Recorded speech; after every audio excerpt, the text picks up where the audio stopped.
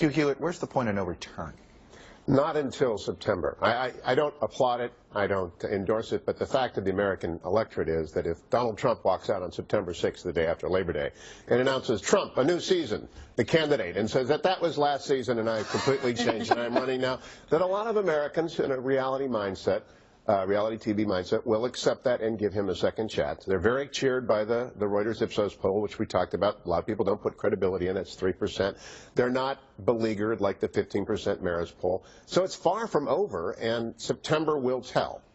I think the problem with that is if it was one thing, if it was just that the candidate's temperament is difficult to manage, if it was just that they don't have a ground game in the swing states, don't have resources deployed in key states, and if it wasn't that the bad week came immediately after what is supposed to be the golden week for any campaign, right after your convention, Donald Trump actually stepped into Hillary Clinton's convention time to make himself the issue. So the fact that he immolated in that very important 10 days after the conventions, and that now you're going to have this long August where people are not necessarily top of mind thinking about the candidates, and now the image of him has been ingrained. He's going to come into September with that image already baked in the electorate, and he doesn't have a ground game with which to sort of fix his campaign in the important states. Yeah, Mish, there's always a but, though, when we talk about, in fact, this week, there's always been a but, and the but is Hillary Clinton, trustworthiness, and emails. And before, because you've been reporting on this, I want to play Hillary Clinton's response. It would have been part of the montage that I used with Senator Kaine, except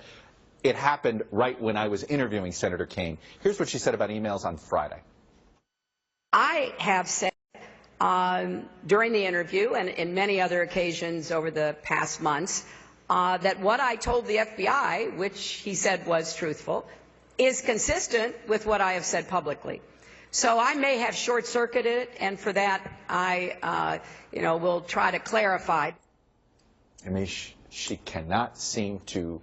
She's got to clarify. I mean, she herself just said, "I got to clarify again." This is a year now. If you're Hillary Clinton, the last words that you want to be saying this summer are, "I have to clarify," or "I'm short-circuited." The idea that she's still talking about this and it's still mushy and people are still wondering how you haven't come to a kind of clear answer on this, to me, goes to the fact that she has real credibility issues.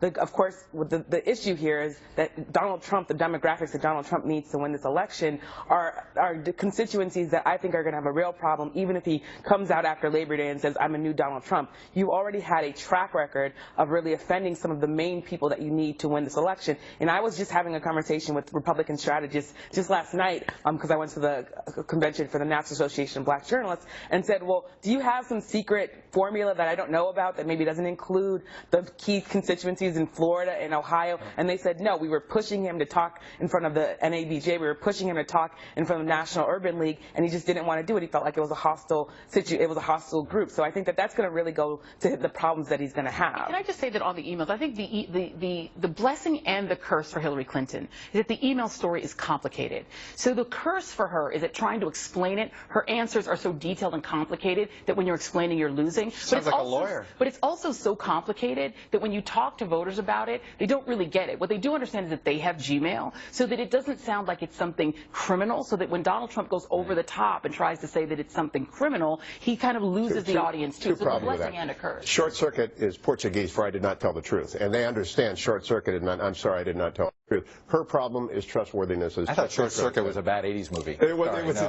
So she reinforced her worst thing. Trump's worst thing is he's got a Sulla problem. Sulla, the Roman dictator, had on his tomb, "No friend has done me a favor, nor enemy an injury that I have not repaid in full." And he lives that every single day. So her dishonesty and his enemies list are the two competing narratives. You know, Mark, I do get the sense, though, that we may be getting to the point where Hillary Clinton gets in the, "I'm done answering emails and I'm not going to do it anymore." And I'll be curious to see how that plays out. I believe that's where her campaign has her, is they did feel they needed to clean up what happened last Sunday.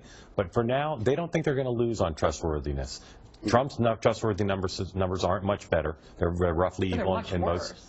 His trustworthy numbers, honesty and trustworthy are better than Hill. They're about equal. I mean, she's narrowed the gap there. I believe, as superficial as a lot of this election has been, this is going to come down to the economy and who people think will make their lives better. And on that score, both of them still have a lot of work to do. Yeah, they do. All right, I want to pause here. We're going to talk more about